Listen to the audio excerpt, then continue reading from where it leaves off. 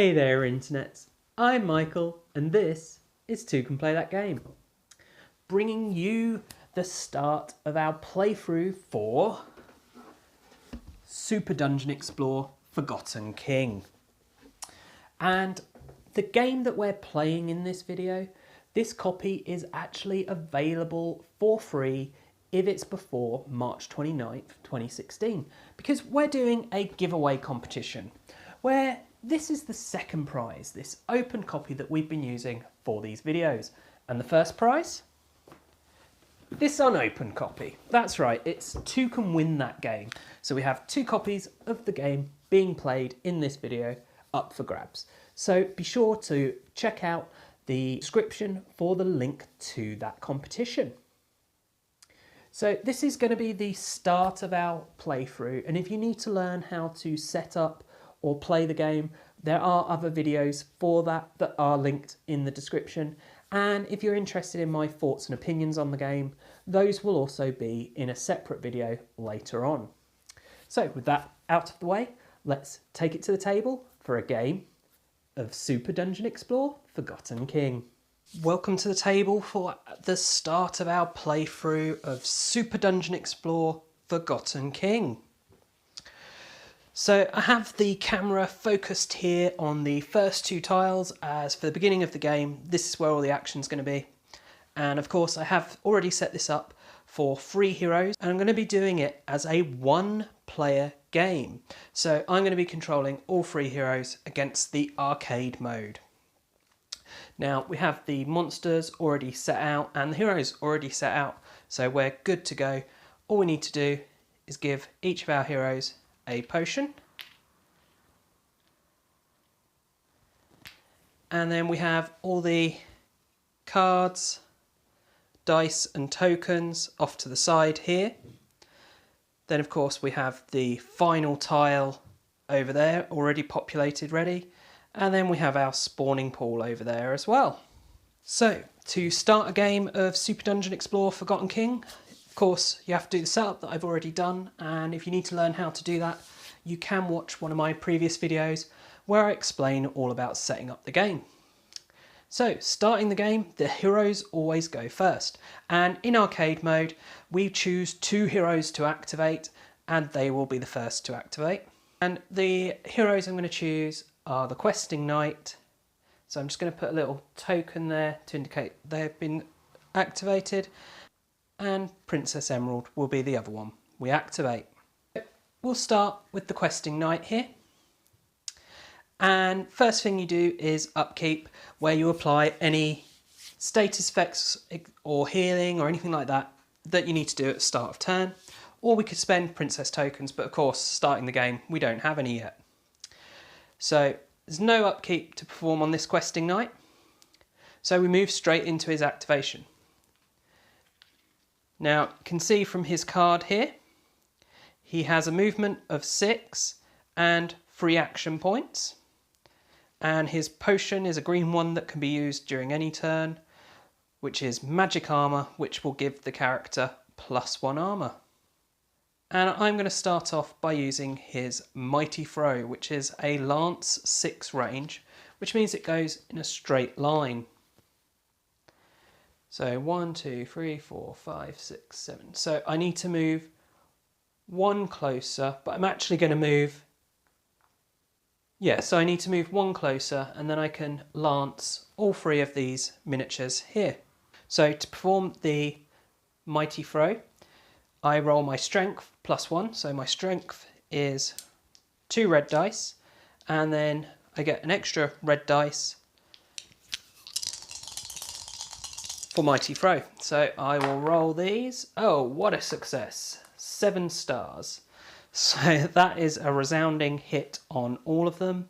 The little sprout here at the front has 3 armor, and the mooks have 1, so they are all hit.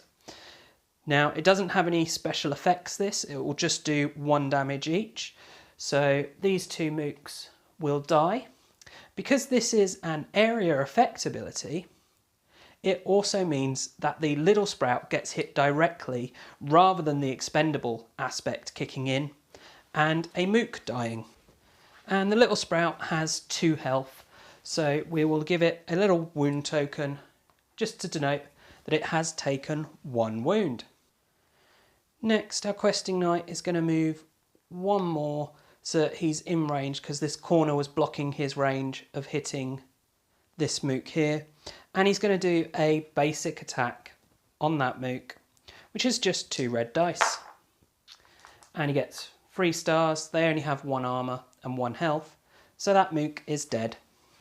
So far we have killed 3 minions, and of course that means we're guaranteed our maximum loot at the end of the turn during the power-up phase. But we've only done our questing knight's activation, and he actually has another movement left, so I'm going to move here just to stop anyone trying to come through to reach Princess Emerald. Now, each time he killed a minion, this questing knight actually gained Wrath tokens. So he gained 3 Wrath tokens for those 3 kills. Now I'm going to do Princess Emerald's activation. And she is going to move 1, and then we'll have a range of 1, 2, 3, 4.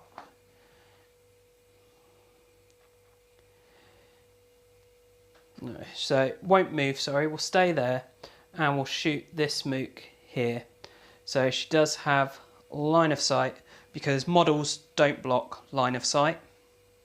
So let's see, has she got range? 1, 2, 3, 4, 5, 6, 7, 8. She does have range because her range is 8.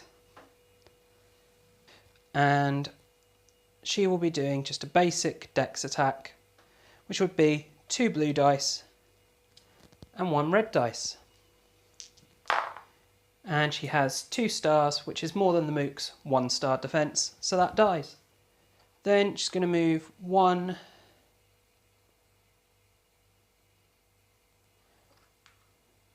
2, 3, 4, 5,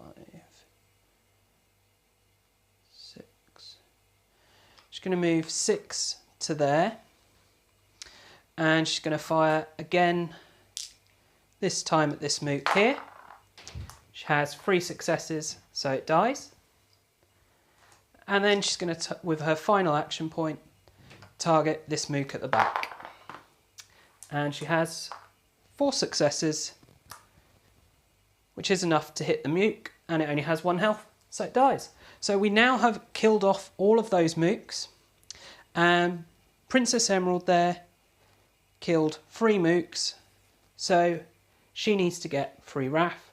Now 2 we had spare in our pot of 5 for the number of heroes we have. 1 has to come off of the questing knight onto Princess Emerald. And that is then the end of both of these heroes' activation. So we do our power-up phase. So first step is equipment. So I draw 3 loot cards, which is the maximum you can draw. And what do we have here? We have Elvis Bracelet +1 blue dex dice. Now the only person using dex is Princess Emerald here, so we'll give that to her. Dwarven Axe +1 strength success. Oh, or Ogre Mace +1 red dice on strength. So these will each be going to the Thunderveil Huntress and the questing knight. We just need to decide which way around we're going to do it. And I think we're going to give the automatic success to the Thunderveil Huntress and the +1 red dice to the questing knight. That is our equipment done. The next step is wonders. We don't have any wonders, so that doesn't apply.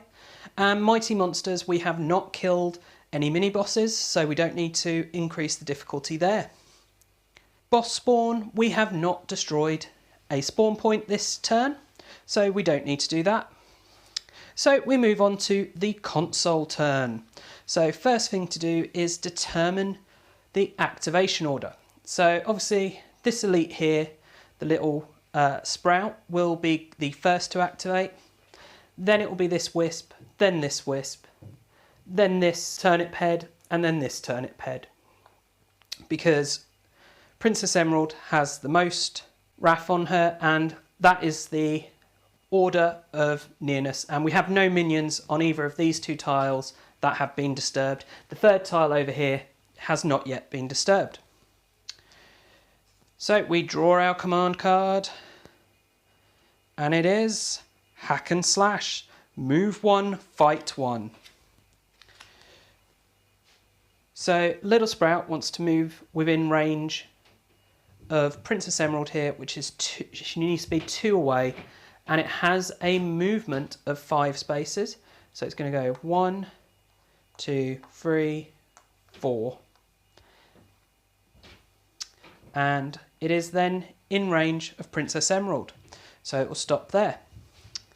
The Wisps have 5 movement, and their range is 4 squares. 1, 2, 3, 4, 5. 1, 2, 3, 4, 5. How's that right?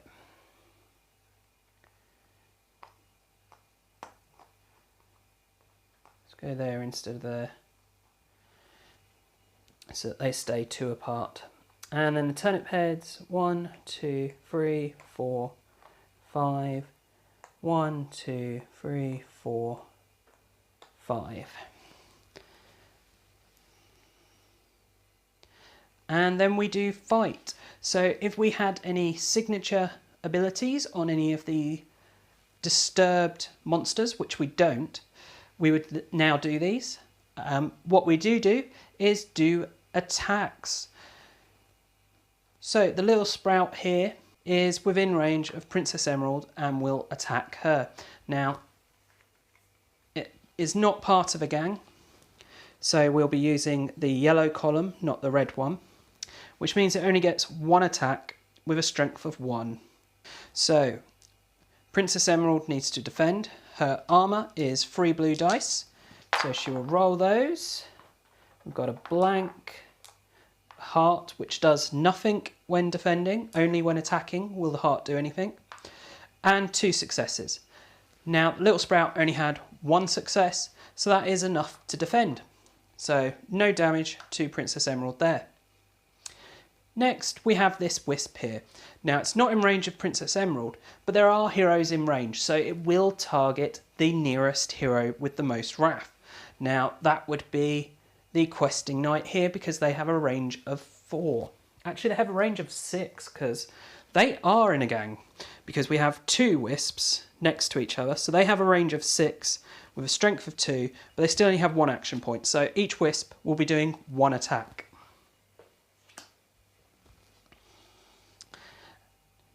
And they'll both be targeting the Questing Knight, as he has the most wrath of those in range.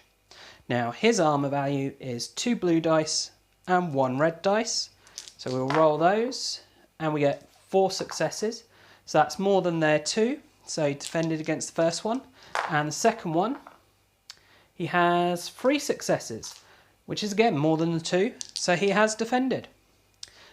Next we have the Turnip Heads. So if we grab their card, they are in a gang, so they will have a range of 6 and a strength of 2 and only be performing 1 attack each due to being in a gang.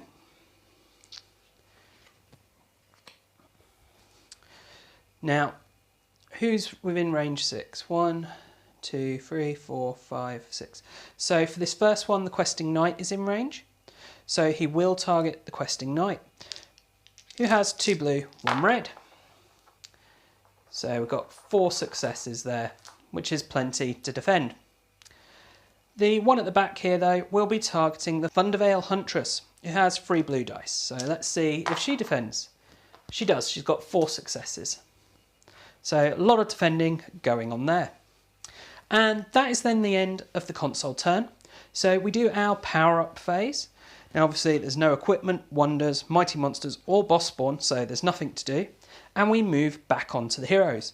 Now because in our first hero turn we activated the Questing Knight and Princess Emerald here, we must activate the Thundervale Huntress this time.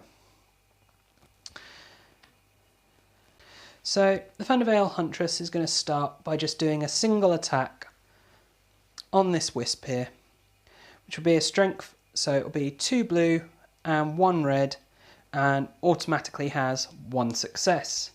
And the wisps only have 1 armour, so as long as she gets 1 success on the dice, which she has hit. Now she was targeting this one, but because this one is a bonded minion, it will actually take the damage. So it will take 1 wound, which isn't enough to kill it. And then it's going to move 2 spaces to here and do trample, which is a wave 1. So 1 square around it will be affected, so it will be targeting both the wisps. And it gets normal strength, which is 2 blue, 1 red, and it gets an extra, no, sorry, it doesn't get an extra, but it will do a knockdown effect. And this takes 2 action points, so this is all of her action points then used. And she has 7 successes because her axe is giving her +1. So that's plenty. So this wisp actually dies, and this wisp will take 1 damage and will also be knocked down. Which, if we look at the back here, we can see means a model suffering knockdown may not move or perform any other action until it spends 1 action point or all of its movement. And in arcade mode, a monster suffering knockdown may not perform commands until the next move command. And then instead of moving, you just remove the knockdown token. So we have now activated all 3 of our heroes, so we can choose now again to activate either Princess Emerald or the Questing Knight. And as these guys are so nicely lined up, I think we should go with our Questing Knight. Oh, and I forgot I needed to move 1 Wrath token onto the Huntress because she killed a wisp. And our Questing Knight is going to go 1, 2, and then he's going to do his Mighty Throw using 2 action points. So he gets 2 red dice for his strength, plus 1 red dice for his Ogre Mace, and plus 1 red dice for Mighty Throw itself. So he's targeting all 3, the Wisp and the 2 Turnip Heads, and he has 5 successes. Now the Wisps have an armour of 1, and the Turnip Heads have an armour of 1. So he has hit all 3. Now the Wisp only had 1 health left, so he dies. And of course that means that the Questing Knight will take a Wrath token. Now these Herbalists here each only have 1 health as well, so they're both going to die. Which means he gets 2 more, so he now has all 5 of the Wrath tokens. He did, however, only move 2 spaces. So he has got movement left, and he's going to move 1, 2 more, and he's going to attack the spawn point with his final 1 action. So he will be rolling 3 red dice, and the Old Growth Hollow spawn point has 3 health and only 1 armour. Oh, and he's got a potion, but no one has any space available for potions, so that goes to waste. He rolled 2 successes, which is enough to hit the Old Growth Hollow. So it will take 1 wound, so it can take 2 more wounds before it's destroyed.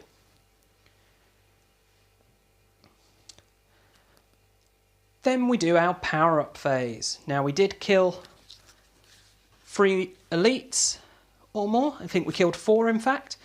So we get 3 loot cards, which are the blue ones.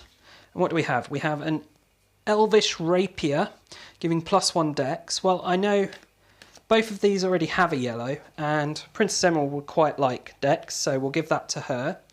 We have an Arcane Tome, giving +1 will.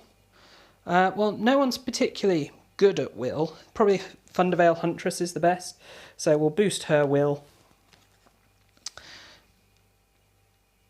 And then we have another green side, and this is a +1 blue dex dice.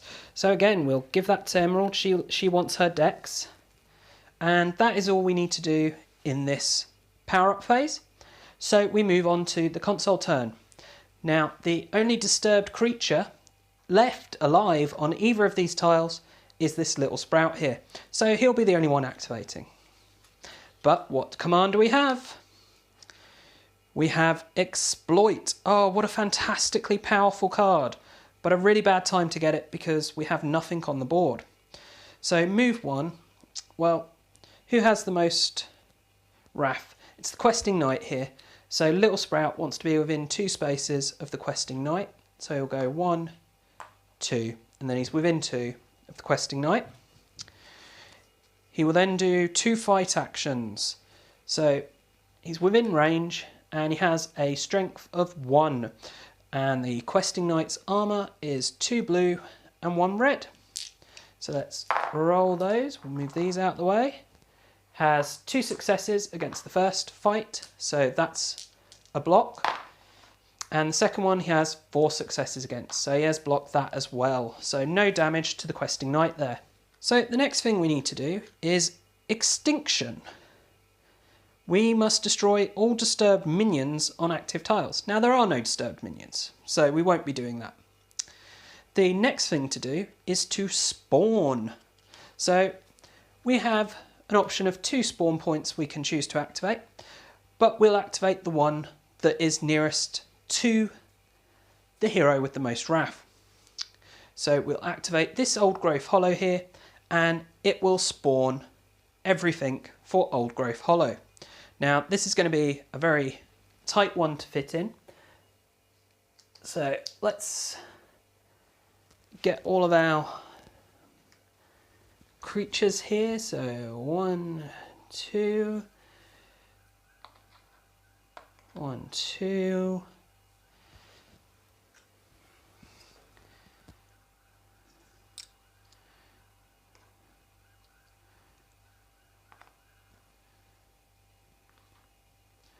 And we're out of spaces which we can place without being next to, so we'll be having lots next to the Questing Knight here. And we've got these wisps as well still to place. There we go. So we have done our spawn action. We then do our power up. Oh, sorry, I forgot. First, we need to damage these paired spawn points. So each of them will take 1 damage. So this one is now on 1 damage and this one on 2. So 1 more damage will destroy that spawn point. And we then do the power up, and there is nothing to do. So we move on to the hero turn once more. Princess Emerald will be activated because she's the only one who wasn't last time. And she doesn't have any area effect abilities to help reduce down all of these that just got spawned. But what we can do is just start blasting away at them in the hope that we will thin the herd a little. So she's going to start by targeting this mook. Now her dex is 2 blue, 1 red, 1 blue, 1 blue, and then 1 red. So she is rolling all the dice in the world. So she's pretty much guaranteed to hit this mook. She only needs 2 successes. And it's a range of 3, so well within her 8 square range.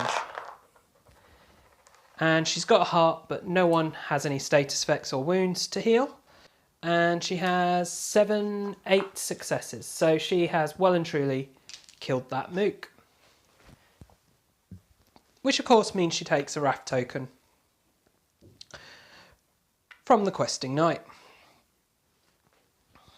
And then she's going to do another basic attack, and she's going to target this turnip over here, which is 1, 2, 3, 4, 5, 6, so within 8. So turnip head is dead. Now we don't have any wounds to heal, and we don't have any space for potions. 5 successes, obviously, is enough to beat its armour, and they only have 1 health. Now, because these are linked, however, bonded by being in a gang, this is the one that actually dies.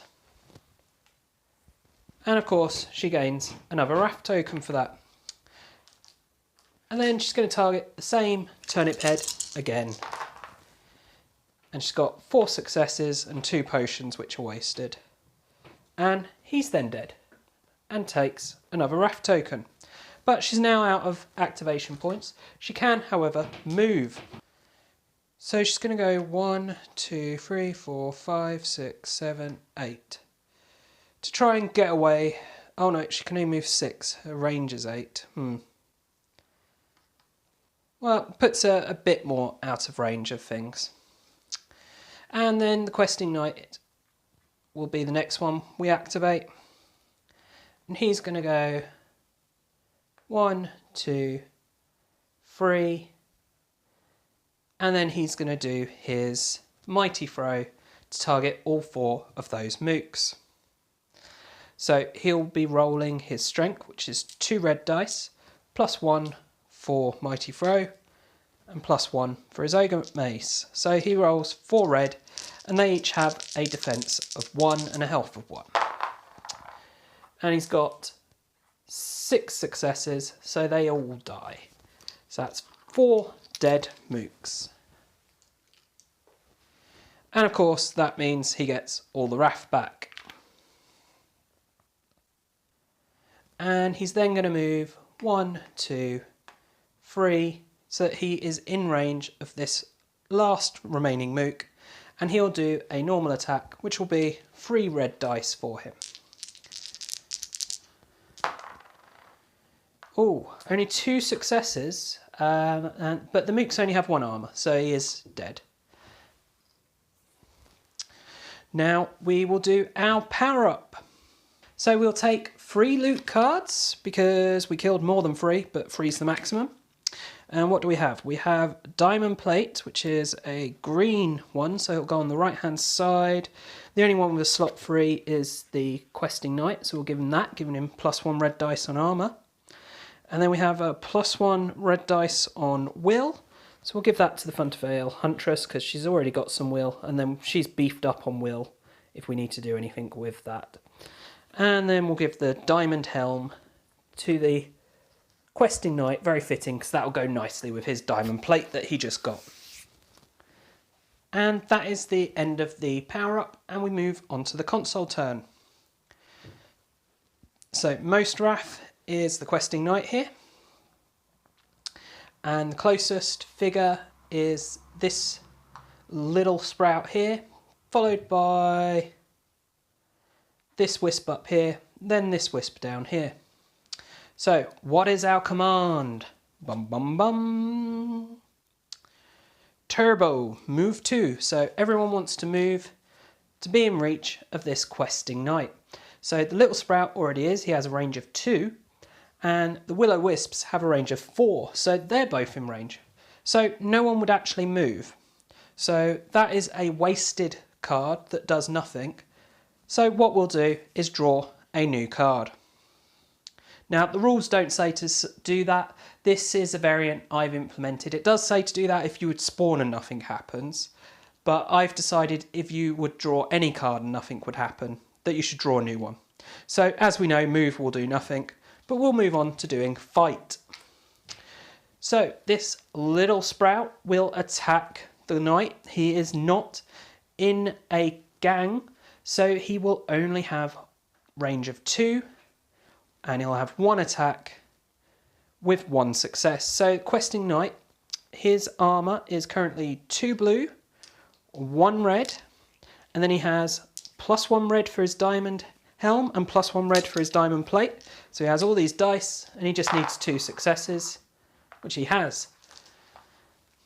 Next, this little wisp here will attack him, and the wisp is in a gang. Oh no, the wisp is not in a gang. So the wisp will have a range of 4 and 2 stars for his attack, which the Questing Knight easily defends against. And then this other wisp is also in range and will attack. And again, the Questing Knight defends easily. Then we do our power up, and there is nothing to do, so we move once more onto the heroes. So we have to activate the Thunderveil Huntress, who will move 1, 2, 3, 4. So she does have 4 movement left. And we'll attack the little wisp here. The little sprout, sorry. She gets strength 2 blue, 1 red, and 1 automatic success. And the little sprout has armor value of 3. So 3 success on the dice, and then 1 from her dwarven axe means that she has hit. So she'll do 1 wound to the little sprout, and that's actually all the little sprout can take. So the little sprout dies. But the little sprout has this ability called Forced Shift. When a model with Forced Shift is destroyed, instead of being removed from play, it immediately shapeshifts. And what the little sprout shapeshifts into is the King Sprout, which is kind of a nasty guy, but he is going to pop up here. So if we look at his card, you can see he's much harder than anything else they've been facing. Has 6 health. So it's going to be an interesting thing for them to face. Thunderveil Huntress has only used 2 of her actions. Her next action, she is going to attack the spawn point. And she gets 1 automatic success, and the Old Growth Hollow only has an armour of 1. So 1 star is all she needs, and she has got that. So we destroy our first spawn point. Bye-bye, Old Growth Hollow. Which means we drop a princess token where it was. Then we'll continue with the Thunderveil Huntress's turn. At the power-up phase, we will of course now be spawning a boss. But before that happens, the Thunderveil Huntress is going to move 1, 2 to there.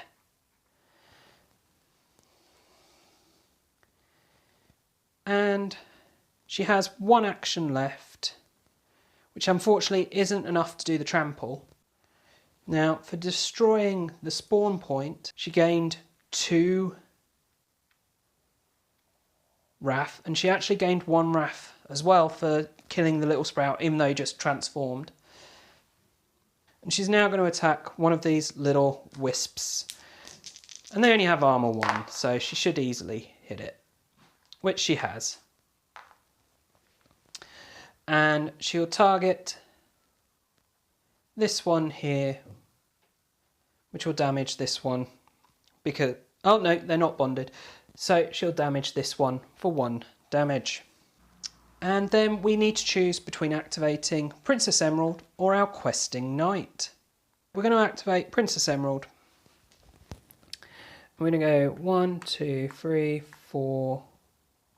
No, 1, 2, 3, 4, 5, 6. So she can target either of those wisps. So she's going to start by targeting the damaged one. Now her base dex is 2 blue and 1 red. And her equipment is giving her another 2 blue and 1 red. And she only needs 2 successes to defeat. So she successfully hit this will-o-wisp, which will kill it. And of course that means she gains a wrath, and she will take 1 wrath off of the Thunderveil Huntress. We'll then target the other wisp. And the wisps only have an armour of 1, but they do have 2 health. So that is enough to hit the wisp, which will do it a wound. And then her third action point, she's going to hit it again, which she does do, which will kill it. And that of course means she gets another wrath token. And she'll take it off of the Thunderveil Huntress. So that is then the end of the hero's activation. So we do our power up. So first, equipment. They have killed 3 creatures in this turn. So we get 3 loot cards. And what do we have? Well, we have a blue. No one has a blue equipped yet. which will make you immune to Bane and give you +1 blue armour dice. Well, I feel Princess Emerald might be about to be hit quite a lot and need that armour. So we'll give her that blue armour dice. Now the Riftling Orb is a red dex dice, so that will just nicely upgrade the Elvish Bracelet, so it goes from being a blue dice to a red dice, and we'll then of course discard that. And then we have some Chainmail, which gives you a blue armour dice. Now I don't really want to get rid of any of the decks for Princess Emerald here, so I think what we'll do is we'll get rid of this red will dice, because I think the armour's probably going to be more useful overall. We don't have any wonders to resolve. We haven't killed a boss, so we don't have to upgrade the Mighty Monster chart. But we did destroy a spawn point, so we need to spawn our first mini-boss, which is going to be Bashful Boris here. Now, officially we're meant to place him on a space where the spawn point was, but we can't do that because there's a hero there. So we need to place it as close to that as we can, which would be this space here. So you can just about see him at the top of the screen. He's so tall, he is standing out of shot a bit.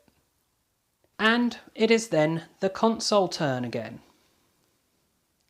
Boris will be the first to activate as he is a boss.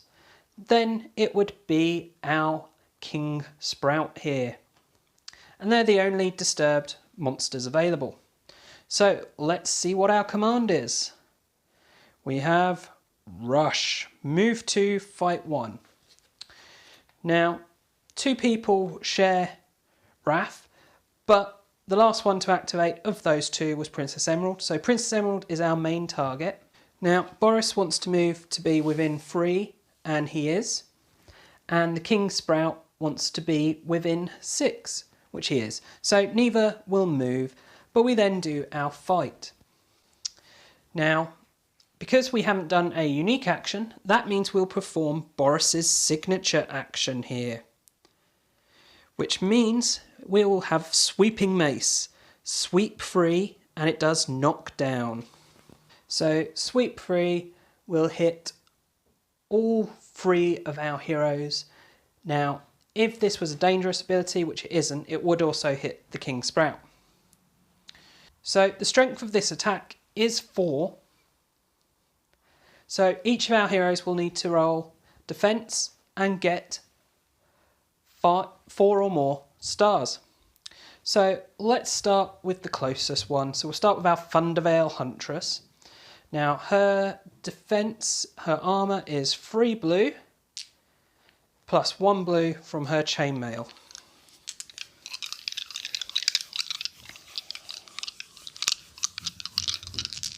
And we roll our dice, and 4 successes. So that's great news for the Thunderveil Huntress. She has defended. Next, let's do our Questing Knight. So his armour is 2 blue, 1 red, but then he gets 2 extra red for his diamond plate and diamond helm. And he rolls, and he gets 4 successes, so he has defended as well. So going well so far. Next, we'll do Princess Emerald. But before we do, the Questing Knight is going to expend his potion. So that's the first time we've used a potion. And using a potion will mean he will gain 1 wrath, which we'll take off of Princess Emerald here. And he's going to use his potion to give himself +1 armour, because he now has the most wrath, so he's the biggest target.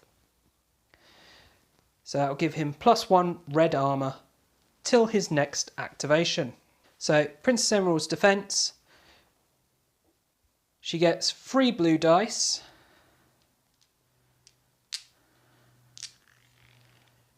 and an extra blue dice for the dirty penny that she just picked up, which is unfortunately just off the bottom of the screen here. And she needs 4 successes.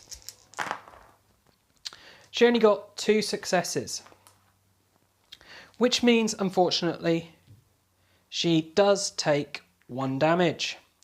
So she's taken 1 damage and she's also knocked down. So she'll have to spend an action point or all of her movement points in order to get rid of that knockdown. And what I'm going to do, just to make it more obvious, I'm just going to turn the model on its side as well. So then we actually use Boris's action points, and he has 3 action points, so he will perform 3 normal attacks as well. Now his range is 3, but he's going to be targeting the questing knight, who's actually directly next to him anyway. So he'll have 3 attacks with a strength of 4 against this questing knight here. So this is why he boosted his armour. So he's got a base of 2 red. He's getting a red from his diamond helm, red from his diamond plate, and now a red from his magic armour. So he's rolling 5 red dice, and he's got to do this 3 times to avoid any damage. So first one, he's good. He has 8 successes. Second one, just made it, 4 successes. Now, he could use a potion, but because this is a defense roll, he doesn't get that. It's only an attack. And final roll, 5 successes. So he has successfully defended against the onslaught from Boris. But it's not over yet, because King Sprout here also gets to attack. Now, he doesn't have a signature ability, so that won't happen.